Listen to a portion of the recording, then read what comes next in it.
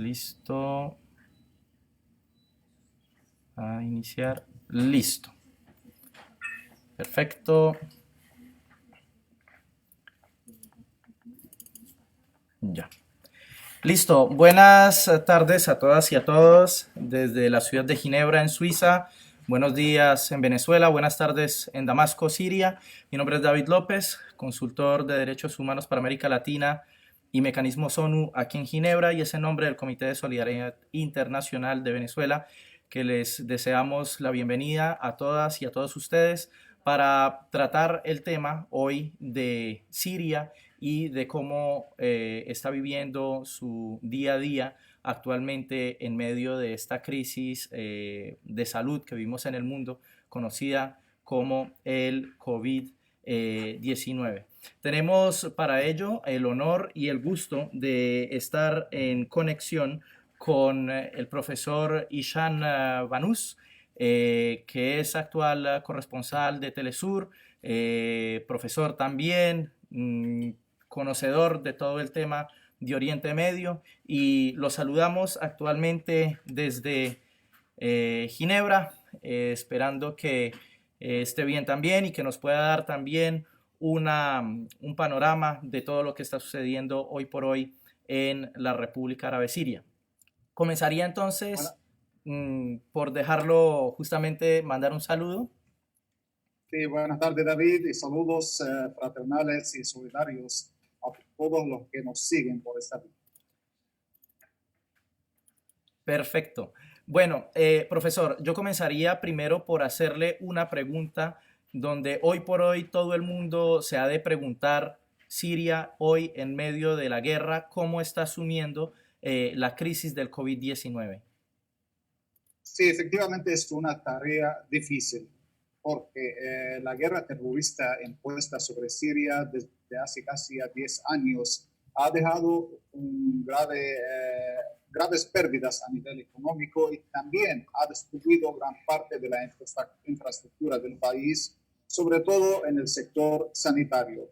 Esta destrucción y estas pérdidas en el sector sanitario dificultan la tarea que lleva a cabo el gobierno sirio junto con el pueblo también para hacer frente a la pandemia de la COVID-19, sobre todo para limitar la propagación de esta pandemia. Aún así, con todas estas dificultades, las autoridades sirias anticiparon la situación de inmediato cuando comenzó y surgió esta pandemia a nivel mundial y comenzó a aplicar medidas preventivas dentro de Siria para limitar la propagación de la COVID-19. Entre estas medidas preventivas fue el cierre de las fronteras con los países vecinos como Turquía, Jordania, Líbano y también Irak, y asimismo el Golán sirio ocupado por parte de Israel.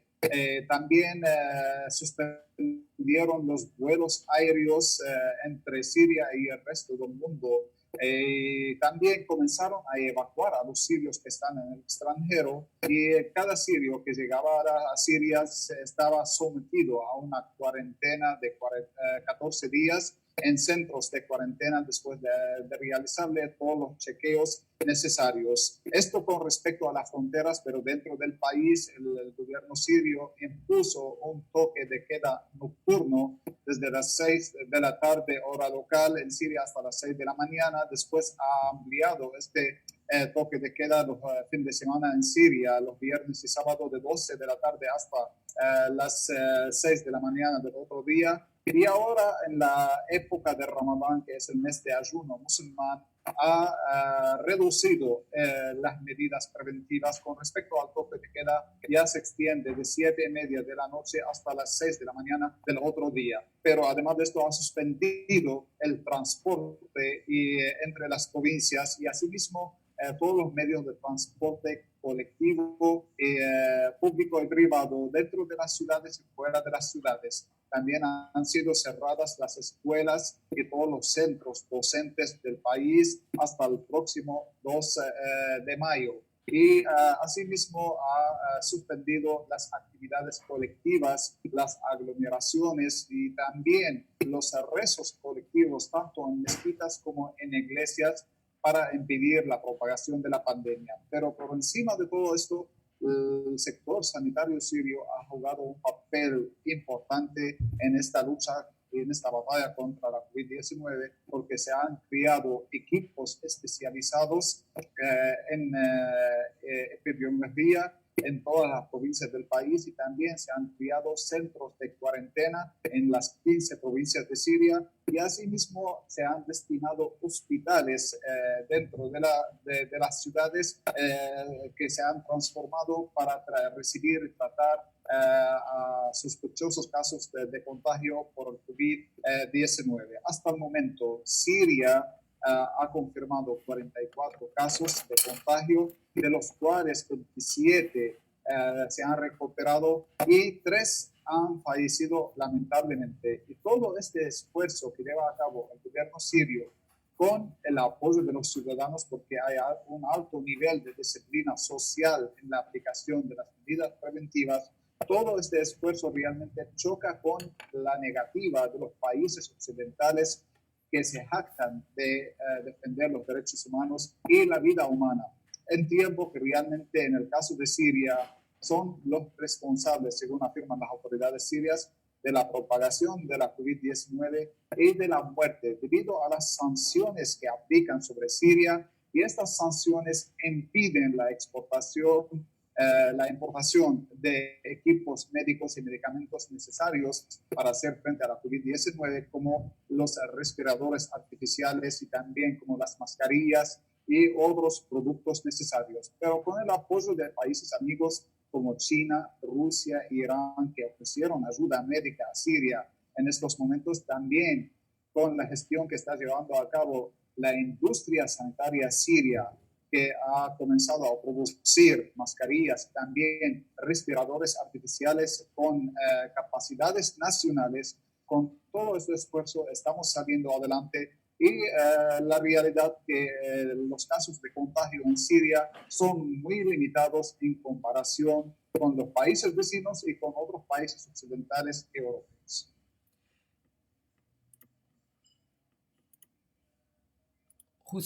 Justamente, profesor, muy interesante. Usted da unas cifras de 44 casos, 27 recuperados, 7 fallecidos. Tres fallecidos, perdón. Todo esto comparándolo con las cifras de países occidentales como Francia, España, Gran Bretaña, incluso un país tan pequeño como Suiza. ¿Qué posición y qué idea le merece a usted como conocedor de Oriente Medio la condición que están viviendo hoy por hoy los pueblos europeos con respecto al COVID y qué podría aportarle Siria desde su modestia, desde su posición firme, asumiendo además una guerra, esta pandemia? ¿Qué consejo le podría aportar en este caso, ya que a Occidente le gusta dar mucho ejemplo de democracia y de cómo curar y de cómo llevar las cosas a su buen gusto desde su perspectiva? Creemos que sería bueno que Siria pudiera también darnos un consejo, ¿no? Desde su humilde posición. Sí, efectivamente hay que destacar que Siria y el pueblo sirio, y también el gobierno sirio, siempre han defendido la vida del ser humano, siempre han defendido los derechos humanos y es lamentable para los sirios, sienten tristeza por lo que está ocurriendo a los pueblos de estos países de la Europa occidental y de otros países como Estados Unidos, porque hasta el momento, a pesar de que los gobiernos de estos estados han asumido una posición hostil hacia el pueblo y el gobierno sirio durante más de 10, casi 10 años de guerra terrorista impuesta, armando y suministrando armas y financiando y también apoyando logísticamente y con informaciones a los terroristas que ellos mismos desplegaron en Siria. A pesar de esta actitud, el pueblo sirio no tiene problema con los pueblos de estos países y le desea que estén bien y que puedan superar esta situación que están enfrentando. Desde su posición, Siria no puede ofrecer ayuda médica porque realmente está sufriendo una aguda escasez, crítica escasez de productos médicos, pero sí puede dar el consejo a los gobiernos de estos países que dejen de actuar de forma selectiva. Aquí en Siria denunciamos que estos gobiernos tratan esta crisis de forma selectiva, es decir, sus esfuerzos están dirigidos hacia una determinada capa de la sociedad, de los diferentes pueblos de estos países y no hacia todos los integrantes de la sociedad o de los pueblos de estos países, como ocurre en Estados Unidos, que el tratamiento médico y también la asistencia médica está dirigida hacia un sector de esta sociedad y no hacia todo, porque si llegamos a analizar los casos de muerte en Estados Unidos, en su mayoría son de los afro-norteamericanos y también de los latinos que se encuentran en Estados Unidos. Eso demuestra que Estados Unidos actúa en contra de los valores humanos, no Estados Unidos, sino el gobierno y la administración Trump actúa en contra de los valores humanos y realmente se jacta de defender a estos valores y en realidad lo que hace es todo lo contrario, no tan solo respecto a su pueblo, sino a los demás pueblos del mundo, porque ya se han dado casos de piratería de suministros médicos que estaban dirigiendo hacia Francia o hacia otros países y el gobierno de Estados Unidos los ha secuestrado o lo está utilizando. Y también ocurre el caso en la Unión Europea, como en el caso de España, Italia y otros países. La desintegración de esta unión o la actuación de esta unión frente a esta pandemia ha demostrado su desintegración a nivel social, porque ¿quién ayudó a Italia? Sino Rusia y China y no los países europeos. Y en el mismo caso ocurre en el caso de España y otros países. Entonces, lo que dice Siria, el pueblo sirio, y el mensaje que le dirige a estos gobiernos es que actúen de forma directa hacia todo el pueblo, dejen el selectivismo y también que respeten los valores humanos y que actúen unidos. Aunar esfuerzos y solidarios es lo más importante ahora para superar esta crisis. Muy bien, 10 de la mañana, 10 y cuarto de la mañana en Caracas, 4 de la tarde, 4 y cuarto de la tarde en Suiza, 5 y cuarto de la tarde en Damasco. Pasemos a de pronto unas preguntas de contextualización general con respecto a la situación en Siria. Primera pregunta que quisiera hacer, porque mucha gente, porque los medios no lo muestran, desconocen lo que es Siria y lo que era Siria antes de todo lo que hoy nos emiten por los medios. Primera pregunta, ¿cuál era la situación antes de que estallara el conflicto que hoy conocemos en Siria, profesor? Siria realmente goza de una posición geográfica muy importante en Oriente Medio y también conecta a China con el norte de África y también conecta a Europa con África y con otros países de la región.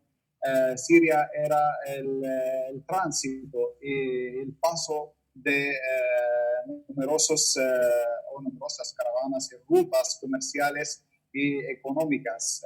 Esta posición geográfica y también podemos decir una posición geopolítica le ha dado un destacado papel, una notable importancia en Oriente Medio, razón por la cual Siria antes de la crisis jugaba un papel determinante a nivel económico y a nivel político y social en Oriente Medio. También el pueblo sirio vivía muy bien porque le estaba garantizado todo y casi gratuitamente. El sistema de salud es gratuito en Siria y sigue siendo gratuito hasta el momento. El sistema de educación también es gratuito en Siria y sigue siendo gratuito. Es cierto que hay hospitales privados y también hay escuelas privadas, pero esto depende de la decisión de cada familia. Si quiere ingresar a sus familias, a sus hijos en escuelas privadas o en escuelas públicas. Existen las dos opciones en Siria. Gratuitamente la educación y la salud. Existe también la salud pagada y la educación pagada. También había electricidad en todo el país, había transporte en todo el país. Siempre Siria tenía abundancia en productos agrícolas. También exportaba estos productos a todos los países de Oriente Medio y asimismo a los países de la Unión Europea. Siria producía fármacos, casi 8.707 tipos de fármacos que se exportaban a 16 países. Y actualmente, a pesar de la guerra y la crisis, esta industria sanitaria se ha reactivado y también se ha reabierto o se ha abierto en Siria una planta especializada en la producción de fármacos para el cáncer. Es un salto cualitativo dentro de Siria, aun cuando Siria vive en una crisis y una guerra terrorista, lo que demuestra la voluntad de vivir de los sirios, su voluntad inquebrantable y su determinación a salir adelante. Entonces, antes de la guerra, la situación era maravillosa, la gente vivía muy bien y no necesitaban nada. Algunos sí, hubo algunas protestas al inicio demandando mejoría en la situación social y también a nivel político, más democracia. Y esto ocurrió en el 2011 y el gobierno sirio de inmediato respondió a estas demandas justas que calificó en aquel entonces, respondió positivamente a estas demandas y asumió una serie de reformas a nivel constitucional y a nivel político, pues, sobre todo los partidos se ingresaron numerosos partidos a la vida política en Siria después de estas protestas y también a nivel económico y social. Estas reformas han sido aceptadas por el pueblo sirio y aun cuando el pueblo sirio pidió mejoría en estas reformas y el gobierno estaba encaminado y trabajando en este sentido. Incluso desde antes de la guerra hasta el momento hay una política de subsidio social y económico que el gobierno mantiene hasta el momento y garantiza todas las necesidades básicas a precios subsidiados para todo el pueblo sirio y hasta el momento no ha dejado de pagar los salarios de los empleados sirios, aun cuando está bloqueado y ha sufrido grandes pérdidas económicas que se estiman en 500.000 millones de dólares a lo largo de esta guerra terrorista. La situación era excelente en Siria, se ha mejorado con las reformas que ha producido el gobierno sirio, pero esto no es lo que quieren los países enemigos de Siria, razón por la cual desviaron estas demandas del pueblo sirio, estas protestas que salieron en el 2011 y las utilizaron para ingresar en Siria a casi 90.000 terroristas de 80 naciones del mundo, armándolos, todo con el fin, en primer lugar, de desarticular a Siria como país, eliminar al Estado sirio que defiende la soberanía y independencia política y económica y hacer imposible que el ejército sirio, el gobierno sirio puedan hacer frente al ente sionista de Israel, la ocupación israelí, tanto en Palestina como en el Golán, como en el sur del Líbano. Muy bien, qué bueno pues tener todo este mundo de cifras, de referencias. Recordemos que eran 8.707 fármacos que eran entregados a otros países por Sí. parte de Siria. Recordemos que se mantienen los salarios y los pagos pese a la guerra, pese a la crisis del COVID-19, cosa que en aún muchos países desarrollados no se hace. Muy probablemente debido al sistema político, es necesario preguntarse todo este tipo de cosas, todo este tipo de cifras que nos da. ¿Cómo se llega entonces al estallo de la guerra civil, profesor? Como dije, estalló la guerra y no es una guerra civil. Hay que aclarar esto. En Siria nunca hubo una guerra civil.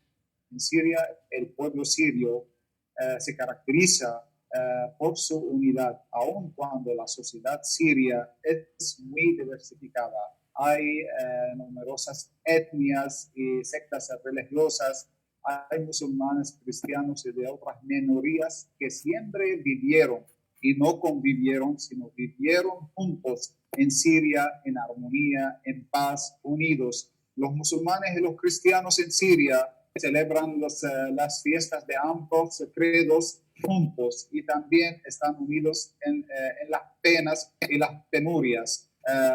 Hay que destacar que en Siria no hay guerra civil. La guerra es una guerra terrorista que se han puesto por el extranjero. Como dije, en el 2011, 15 de marzo del 2011, comenzó los centros de mando occidentales a desviar las protestas del pueblo sirio y a utilizarlas para provocar el caos y la anarquía en Siria. En este marco, lo primero que hicieron es cerrar las embajadas en Siria sin dar ningún tipo de opciones. La embajada de Estados Unidos, de los países de la Unión Europea, e incluso de los hermanos árabes, sobre todo las monarquías del Golfo Pérsico, de las monarquías del petróleo. Después de cerrar estas embajadas y bloquear las relaciones diplomáticas con Siria, comenzaron también a aplicar el bloqueo económico, financiero y comercial sobre el país. Y también tomaron el control de las fronteras de Siria con Turquía, Jordania, Irak, el Líbano y el Golán sirio ocupado por parte del ente sionista de Israel. Y a través de estas fronteras se introdujo en Siria armamentos en un valor de alrededor de $500 millones en el año de 2011 a 2012. Se introdujeron en Siria más de 90.000 terroristas de más de 80 naciones. Incluso Blackwater, que es academia actualmente muy conocida, compañía estadounidense que recluta a mercenarios y los utiliza, estaba a cargo de esto. Y los servicios de inteligencia de Estados Unidos,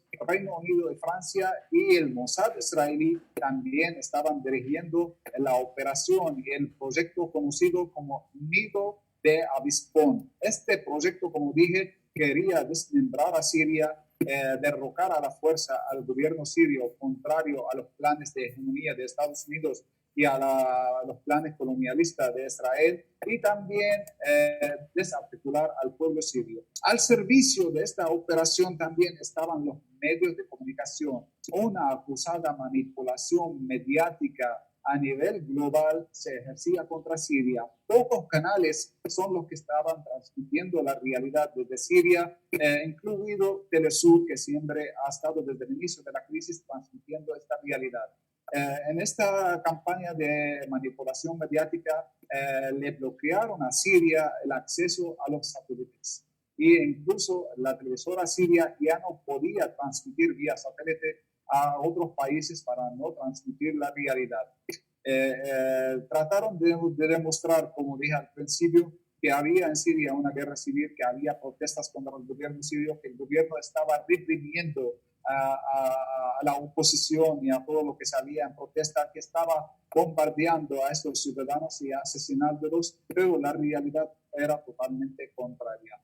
En Siria había una guerra terrorista y sigue siendo, y hasta el momento continúa esta guerra, y esta guerra terrorista lamentablemente, según cifras de Naciones Unidas, hasta el momento ha provocado la muerte de casi 500.000 personas, medio millón de personas, y ha provocado, según cifras de Naciones Unidas, el desplazamiento interno de casi 7 millones de personas y el desplazamiento forzoso hacia otros países bajo el carácter de refugiados hacia casi 6 millones de personas. Actualmente, después de esto, el ejército árabe sirio ha logrado derrotar a las bandas terroristas, recuperar el control de más del 92% del territorio nacional sirio, que suma 185.180 kilómetros cuadrados, y ha logrado abrir las vías para el retorno de los desplazados a sus hogares, y de los 7 millones casi de desplazados internos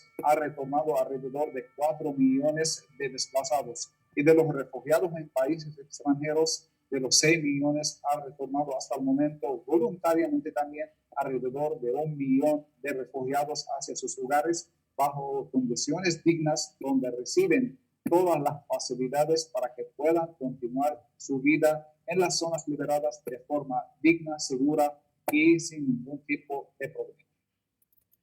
Gracias, profesor. Entendemos muy bien entonces que esto es más una guerra que tiene una geopolítica bastante definida, con cuestiones económicas detrás, donde muchos desde el exterior han contribuido a ello. Y viene la pregunta, ¿quiénes son en el interior del país los partidos, los movimientos que colaboran con justamente los intereses de las coaliciones extranjeras que vienen a inmiscuirse en lo que han producido hoy por hoy en Siria una triste guerra desoladora de 7 millones de desplazados y más de 500.000 muertos, profesor? Con respecto a la oposición siria, es un tema muy complicado porque la oposición está muy diversificada. Hay una oposición interna y hay una oposición que radica en el extranjero. La oposición interna que está dentro de Siria, hay numerosos partidos, en su mayoría realmente son patrióticos que defienden a Siria, rechazan la injerencia extranjera, rechazan el intervencionismo, defienden la soberanía, la independencia, la integridad territorial, a pesar de sus diferencias políticas y democráticas con el gobierno sirio. Pero estas diferencias, afirman, se resuelven de forma política y no mediante el empleo de la fuerza y no mediante la traición del intervencionismo extranjero. Existen pocos partidos dentro de Siria que apoyan la intervención extranjera para alcanzar sus objetivos, pero estos partidos dentro de Siria no tienen una base popular. El pueblo sirio en general está en contra de la intervención. Hay que destacar también que en la oposición en el extranjero, en su mayoría, siguen agendas de sus patrocinadores occidentales, sobre todo Estados Unidos, Reino Unido, Francia, y también de las monarquías del petróleo árabe como Arabia Saudita, Qatar y otros países. Mientras dentro de Siria hay una facción separatista que es llamada las milicias de protección popular kurdas o las llamadas fuerzas democráticas sirias de mayoría kurda que cuenta con el respaldo de Estados Unidos, actúa al servicio de los planes defensionistas de Estados Unidos en Siria, en el norte y noreste de Siria, donde están los pozos de petróleo y actualmente en su mayoría están bajo control de las tropas invasoras norteamericanas y de estas fuerzas democráticas sirias o las milicias separatistas kurdas. Estas milicias, hay que destacar, no representan las aspiraciones de la comunidad kurda siria, que forma un componente esencial de la sociedad siria. Es decir, la comunidad kurdos sirios es un componente esencial de la sociedad siria, defienden la unidad y la integridad del país y rechazan la intervención. Algunas milicias kurdas que no representan a la comunidad kurda, reitero, son las que siguen las agendas de Estados Unidos y actúan al servicio de sus planes defensionistas. Pero estas milicias que siguen el sueño realmente de crear un Estado kurdo en el norte de Siria y conectarlo con el Kurdistán de Irak y también los kurdos que están en Irán y en el Líbano, estas milicias realmente no podrán alcanzar sus objetivos porque el pueblo sirio en general rechaza la separación y la división y sobre todo la comunidad de los kurdos sirios que siempre han gozado de todos sus derechos en Siria, incluso después de las protestas que se iniciaron en 2011 en marzo. Gran parte de estos kurdos que no tenían cédulas ni nacionalidad, en medio de las reformas gubernamentales se le ha otorgado las cédulas nacionales de Siria, que se han incorporado de forma legal a la sociedad, aunque siempre han estado contribuyendo en el desarrollo del país. Es decir, dentro de Siria hay las milicias separatistas kurdas, hay algunos partidos que apoyan al extranjero, y fuera de Siria la mayoría de los partidos están a favor de un plan intervencionista para alcanzar los objetivos de sus patrocinadores en el país. Bien, profesor, recordamos la hora actualmente en Caracas, 10:32 de la mañana, 4:32 de la tarde en Suiza, 5:32 de la tarde en Siria. Quisiera una vez más agradecer, pues estos datos son sumamente importantes para poder seguir con la cantidad de preguntas de pronto que nos surgen. Recordamos que la gente nos está viendo por Facebook Live y podrán también formular preguntas allí si bien lo desean.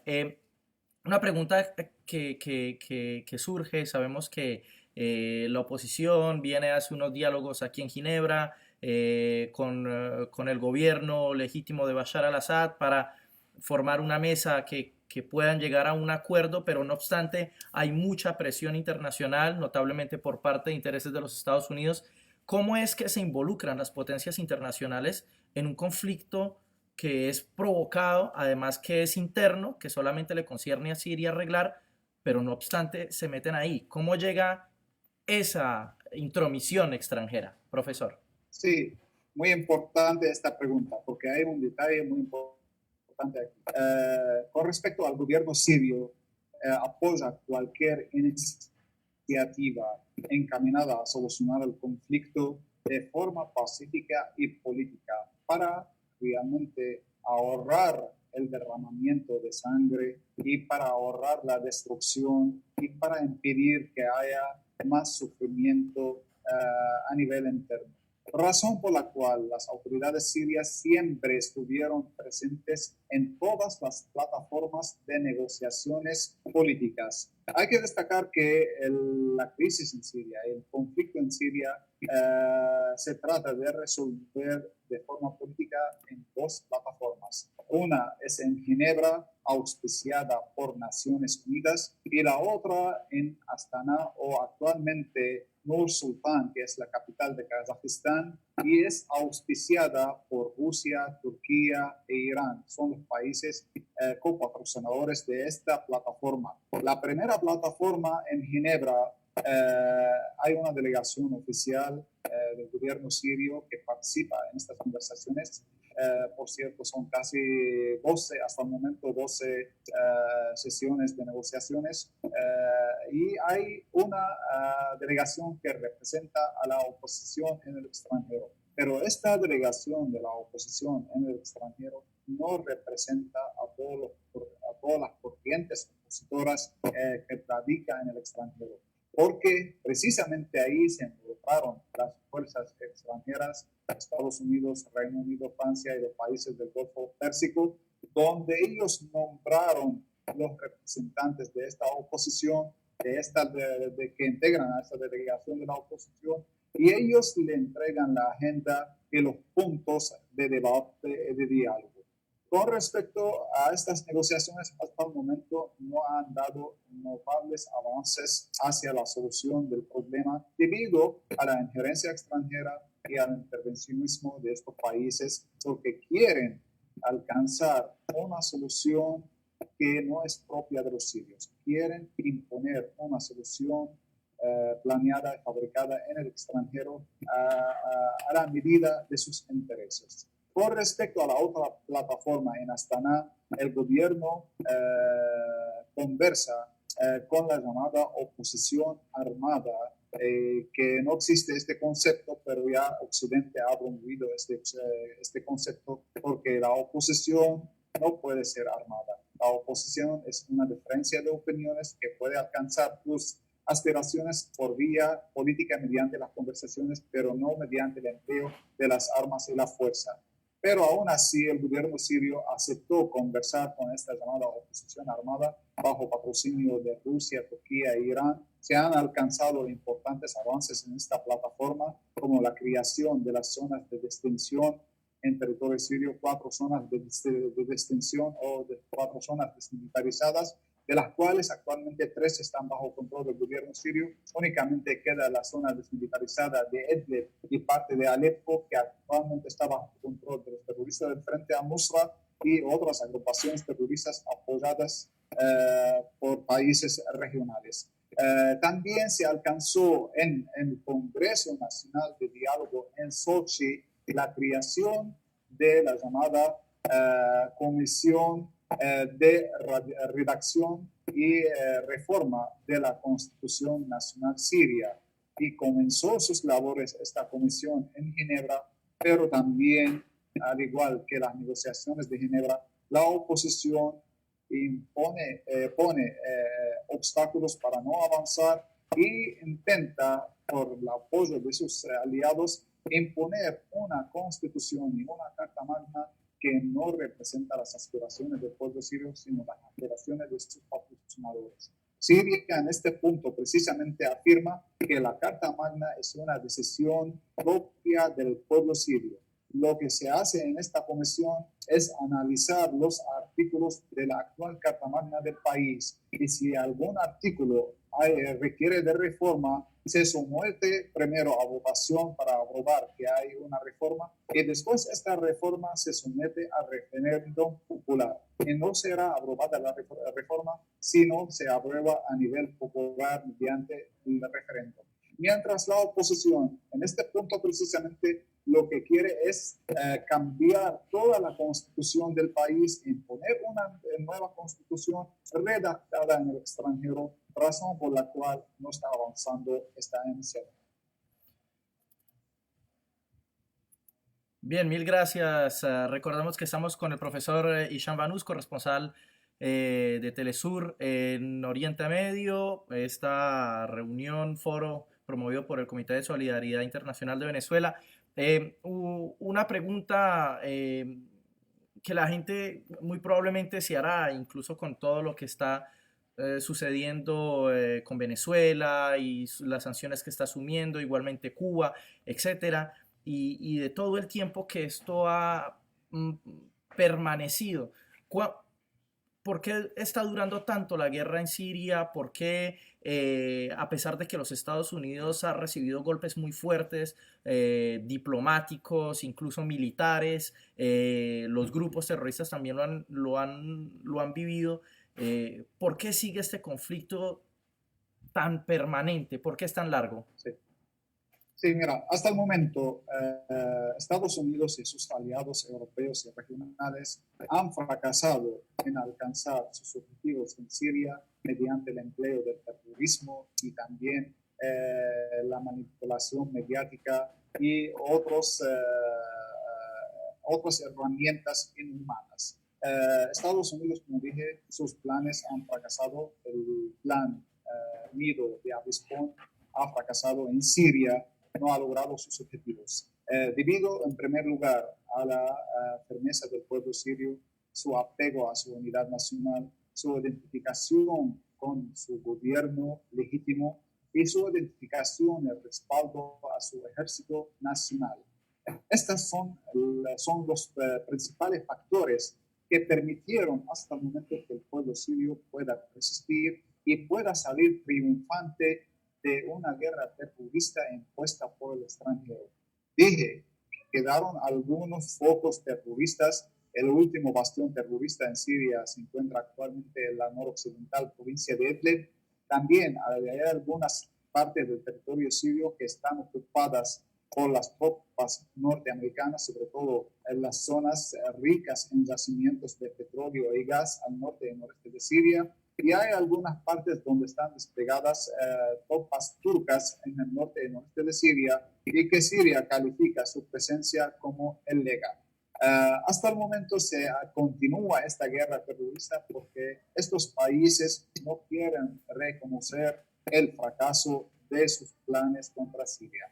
Quieren mantener a Siria o debilitar a Siria para que no pueda hacer frente a la ocupación israelí en Oriente Medio, porque Siria es un integrante principal, un pilar del bloque de la resistencia a la ocupación en Oriente Medio, que integra además a Irán, a otros movimientos de resistencia en el Líbano y en Irak y en Yemen. Siria es un importante pilar de este bloque de resistencia, y Estados Unidos y Israel quieren debilitar a Siria y impedir que pueda hacerle frente a esta guerra. Razón por la cual Israel sigue hasta el momento y desde el inicio de la guerra atacando a posiciones militares sirios dentro del territorio sirio bajo el argumento de que está atacando a posiciones militares iraníes, aun cuando Irán y Siria afirmaron en reiteradas ocasiones que Irán no mantiene presencia militar en Siria, sino asesores militares iraníes que ayudan al ejército árabe sirio en la lucha contra el terrorismo. Y Israel ha atacado en los últimos 2 años en más de 200 ocasiones a posiciones del ejército árabe sirio bajo este falso argumento. Pero todos estos ataques han sido repelidos por parte del ejército árabe sirio. Los daños son limitados materiales y algunos daños humanos, pero siempre el ejército árabe sirio y el sistema de defensa antiaéreo sirios han logrado repeler los ataques israelíes. Un tema muy importante también que es el tema de las armas químicas que no hemos mencionado y los supuestos ataques químicos contra la población civil que según Damasco y Rusia realmente han sido preparados y manipulados. Son ataques de falsa bandera preparados por los llamados cascos blancos, que presume ser una organización humanitaria de socorro, pero en sus integrantes son terroristas y que apoyan a los terroristas del Frente al-Nusra y preparan junto bajo supervisión de los servicios de inteligencia de Estados Unidos y Reino Unido estos falsos ataques químicos para atribuirlos al ejército árabe sirio, para acusar al gobierno sirio de asesinar a los civiles y para justificar una intervención militar extranjera liderada por Estados Unidos contra Siria al servicio y a favor de los terroristas. E incluso la llamada coalición internacional liderada por Washington para la supuesta lucha contra el terrorismo y el Daesh sigue atacando a posiciones en Siria y sigue causando el sufrimiento de la población civil como lo ha hecho en territorio iraquí. La situación actual, el ejército árabe sirio, con el apoyo de Rusia, este apoyo que inició en septiembre de 2015, ha logrado recuperar el control de más del 92% del territorio nacional sirio, ha logrado expulsar a gran parte de las bandas terroristas, ha logrado permitir el retorno a gran número de desplazados y refugiados y ha logrado permitir el reinicio de la recuperación económica del país. Es cierto que la reconstrucción de Siria es un objetivo difícil de alcanzar, pero no por falta de capacidades técnicas y fuerza de trabajo, sino por falta de recursos financieros y de materiales necesarios. Y esta falta de recursos e inversiones es debido al bloqueo económico occidental que amenaza con sancionar a cualquier país que intenta ayudar a Siria en la reconstrucción sin antes alcanzar una solución política a su manera y al servicio de sus intereses. Muy bien, mil gracias, profesor. Creo que es sumamente importante recordar a todos nuestros oyentes que incluso públicamente países como Francia, incluso los Estados Unidos han manifestado haber ayudado en algún momento en armar la oposición y que o ciertos sectores opositores que hoy por hoy identificamos como grupos terroristas y que por otro lado apoyan y dicen apoyar la democracia y la promoción por la democracia en Siria, y creo que es importante resaltar esto porque entonces nos damos cuenta del doble estándar que se está llevando en las instancias internacionales, notablemente en Naciones Unidas, cuando se dan debates en la Asamblea General, en el Consejo de Derechos Humanos y en el Consejo de Seguridad de Naciones Unidas. Desde esta perspectiva y con todo esto que sucede, ¿qué es lo que tanto ha hecho la comunidad internacional y sobre todo las instancias internacionales con respecto a la situación en Siria? ¿Cómo ha contribuido o cómo ha más bien, si tal es el caso, denigrado la situación en el país árabe? Interesante e importante la pregunta. Realmente hasta el momento, como dije anteriormente, los países occidentales intentaron aplicar sus planes contra Siria, primero utilizando a las bandas terroristas, y luego intentaron utilizar la manipulación mediática y el llamado o el caso de las supuestas armas químicas en Siria Después intentaron utilizar y siguen intentando utilizar el bloqueo económico y las sanciones económicas para derrotar y debilitar al pueblo sirio. Pero un tema muy importante que es la manipulación del caso humanitario y la utilización de las organizaciones internacionales, lamentablemente, como Naciones Unidas, el Consejo de Seguridad y el Consejo de Derechos Humanos de la ONU para aplicar sus planes bajo el argumento de defender los derechos humanos del pueblo sirio.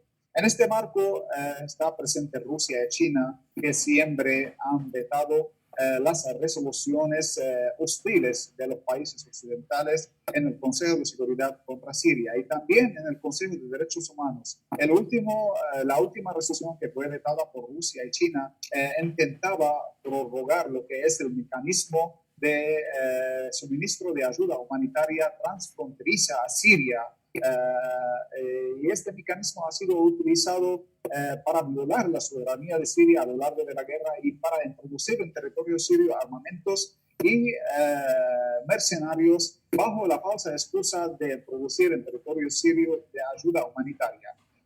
Realmente Siria no acepta la introducción en su territorio ayuda humanitaria, sino bajo la supervisión de las autoridades sirias. Y esto es lo que defiende también Rusia y China. Afirma que hay que respetar la soberanía e independencia de Siria y que no pueden introducir en su territorio cargamentos supuestamente de ayuda humanitaria sin que sean supervisados por el gobierno sirio, porque ya han utilizado estos cargamentos para la introducción en territorio sirio de armamentos y mercenarios. También hay que destacar que hasta el momento las organizaciones internacionales no han ayudado al pueblo sirio como lo presumen. Siria afirma que la ayuda ofrecida por las organizaciones internacionales al pueblo sirio no representa más del 10% de lo que el gobierno sirio ofrece a su pueblo. Ya dije anteriormente que el gobierno sirio mantiene una política de subsidio social y económico, sigue pagando los salarios de los empleados y sigue garantizando las necesidades básicas, y en todo ese trabajo la contribución de las organizaciones internacionales no ha superado el 10%.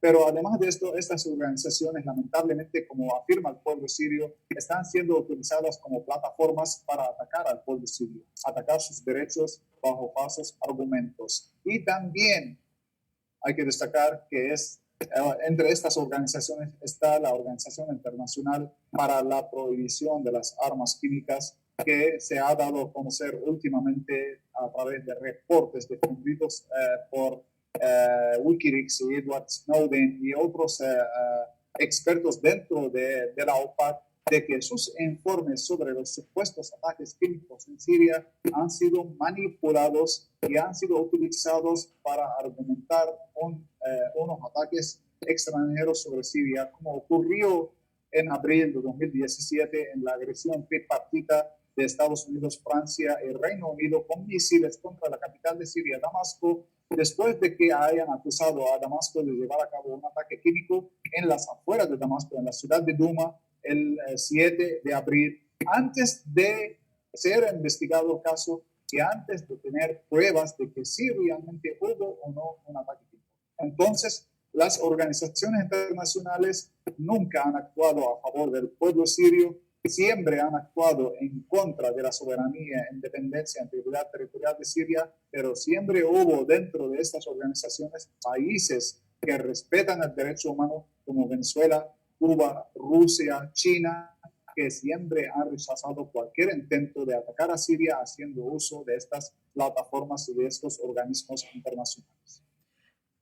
Muy, Muy bien, profesor. Mil gracias por esa respuesta. Creo que es bueno remarcar en esta posición quiénes son los aliados, quiénes están en pro de lo que es el respaldo a la población siria. Importante que se difunda todo lo que requiere el pueblo sirio, y de hecho en este momento nos agradecen toda la ponencia que hace desde la ciudad de Bogotá en Colombia, en Ginebra, en Caracas, en Mérida, el profesor Yul Yabur, que también está conectado siguiendo esta emisión desde Venezuela. Le agradecemos su presencia.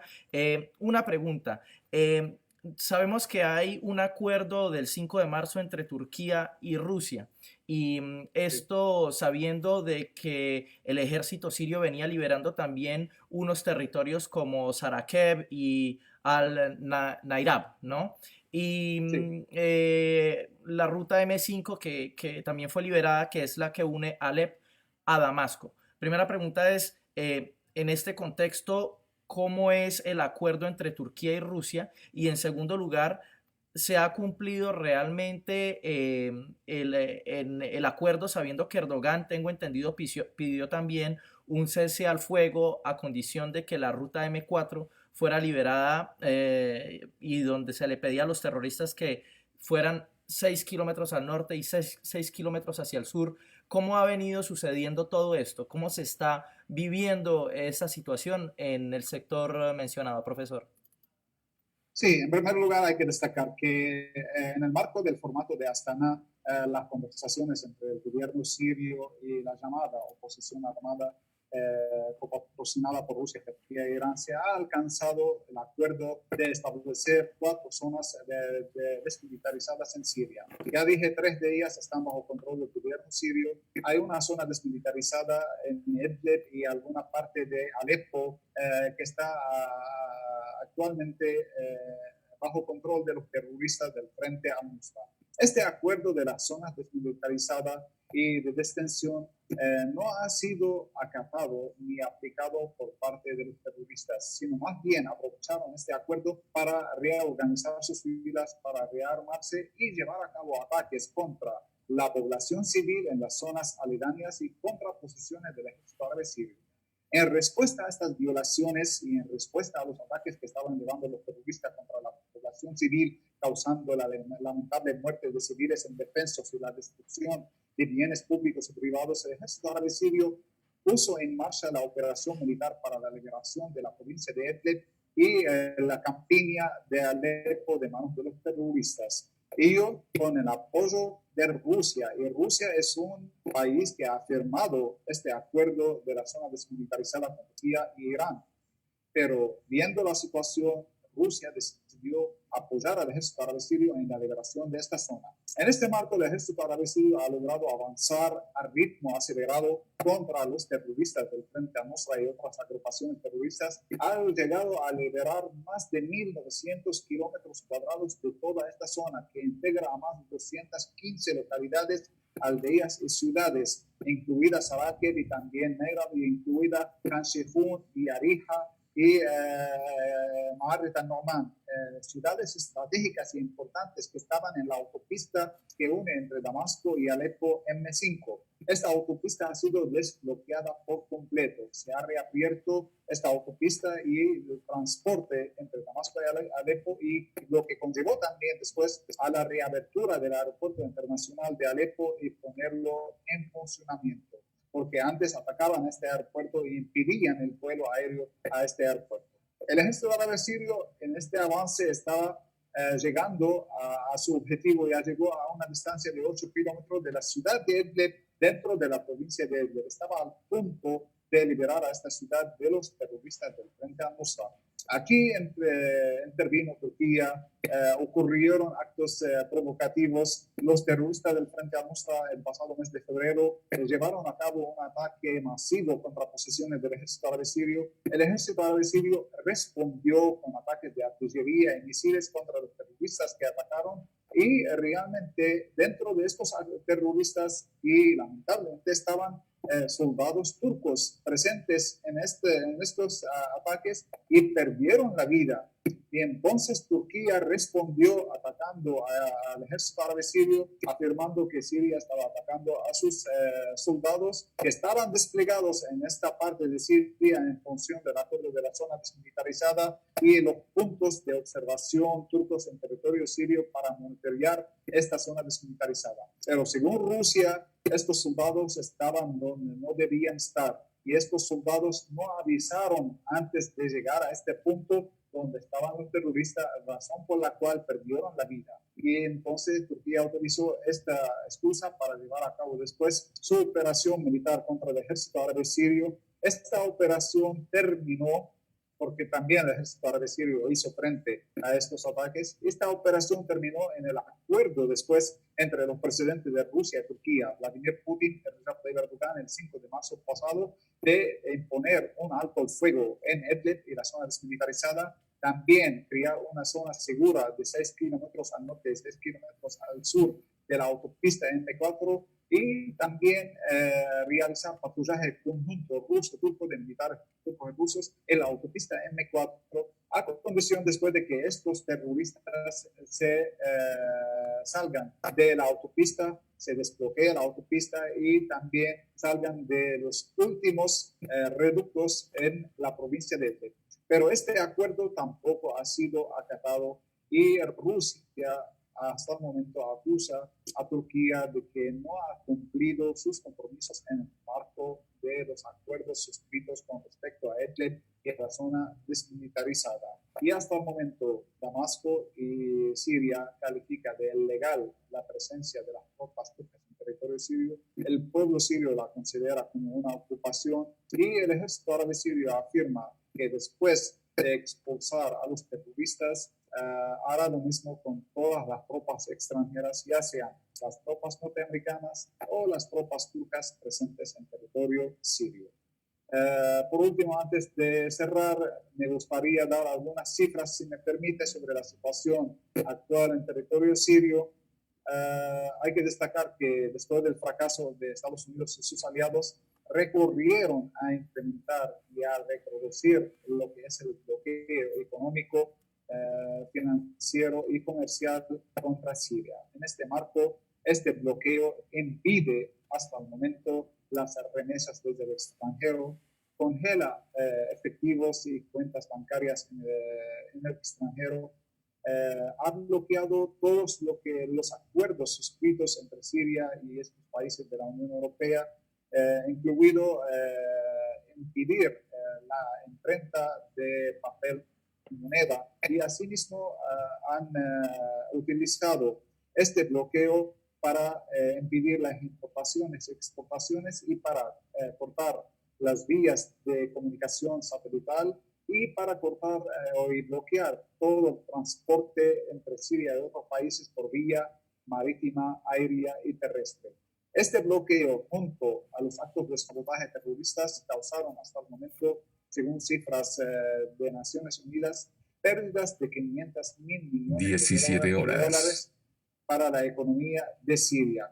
Y estas pérdidas realmente impiden o obstaculizan la gestión oficial para la reconstrucción del país, sobre todo porque también el bloqueo económico sanciona y amenaza con sancionar a todos los países y todas las empresas que intentan ayudar a Siria en la reconstrucción de la infraestructura y de la parte cultural que ha sido destruida, y también de la parte y los bienes públicos y privados que han sido saboteados y destruidos.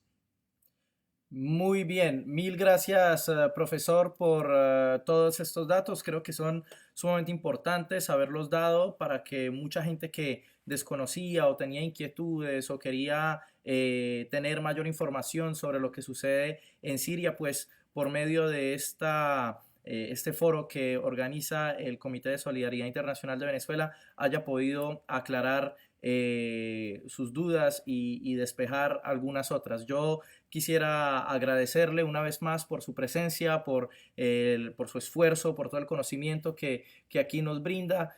No sé si usted quiere mandarle un mensaje suplementario al pueblo latinoamericano, a los pueblos del mundo desde la ciudad de Damasco. Sí, muchas gracias, David.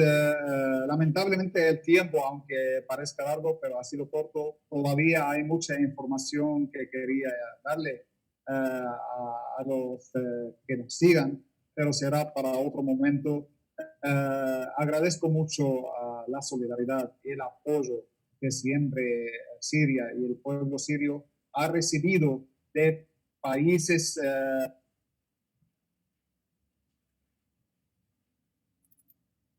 Bueno, se ha caído la comunicación desafortunadamente con Damasco. De una manera u otra agradecemos a todas y a todos los seguidores del Comité de Solidaridad Internacional en Venezuela que nos hayan seguido por medio del Facebook Live. Recordamos actualmente 11 y 2 de la mañana en Caracas, 5 y 2 de la tarde en Ginebra y también 6 y 2 de la tarde en Damasco, Siria. Con ustedes, David López, consultor en Derechos Humanos para América Latina y Mecanismos ONU en la ciudad de Ginebra, en Suiza. Agradecer una vez más el espacio del Comité de Solidaridad Internacional de Venezuela por este espacio. Sin más, me despido. Tengan ustedes buenos días, buenas tardes, buenas noches. David, hemos recuperado al compañero David Hisham Wanus nuevamente. Bueno, perfecto. Sí, lamentablemente se ha cortado el internet y esto parte de los efectos de las sanciones económicas que sufrimos. Perfecto, lo podemos escuchar, más no lo podemos ver. Si quiere seguir con algún otro mensaje corto o como usted desee, profesor. Sí, únicamente quería agradecerle a los pueblos de América Latina, sobre todo Venezuela, Cuba y otros países que defienden los derechos humanos, que están en contra de los planes imperialistas y hegemónicos de Estados Unidos. Agradecerle el apoyo y la solidaridad con el pueblo sirio, este apoyo y esta solidaridad que han sido imprescindibles obviamente para que el pueblo sirio permanezca firme. Agradecer también a la comunidad siria y árabe que está en América Latina, que también ha jugado un papel determinante en desenmascarar la manipulación mediática ejercida por los medios de comunicación occidentales contra Siria. Esta comunidad que ha demostrado ser patriótica, ha demostrado ser realmente capaz de asumir la responsabilidad de defender a Siria desde la distancia, a pesar de la distancia que los separa de su país, haciendo frente a la manipulación mediática. Y por último también destacar la postura oficial de los gobiernos de estos países, del presidente Nicolás Maduro, también de Cuba, de que siempre en todos los foros internacionales han manifestado su apoyo a Siria y a su soberanía, independencia e integridad territorial. Y además de esto han tratado de contribuir y han logrado contribuir realmente con ayuda económica y humanitaria a superar los efectos del bloqueo económico, romper este bloqueo impuesto sobre Siria. Sobre todo también que Cuba ha ayudado notablemente a Siria en el sector sanitario en medio de esta pandemia de la COVID-19, ofreciendo su experiencia. Y también Venezuela ha ayudado a Siria a nivel económico y ha estado siempre presente respaldando al pueblo sirio a pesar de la difícil situación que está atravesando actualmente el pueblo venezolano. Y esto precisamente por su apego a sus posturas y a sus principios nacionales y también por su apego al derecho internacional y a los derechos humanos. Mil gracias, profesor. Una vez más, agradeciendo la presencia del profesor del Comité de Solidaridad Internacional de Venezuela. Nos despedimos una vez más. Mil gracias por habernos seguido y hasta pronto. Hasta luego. Gracias.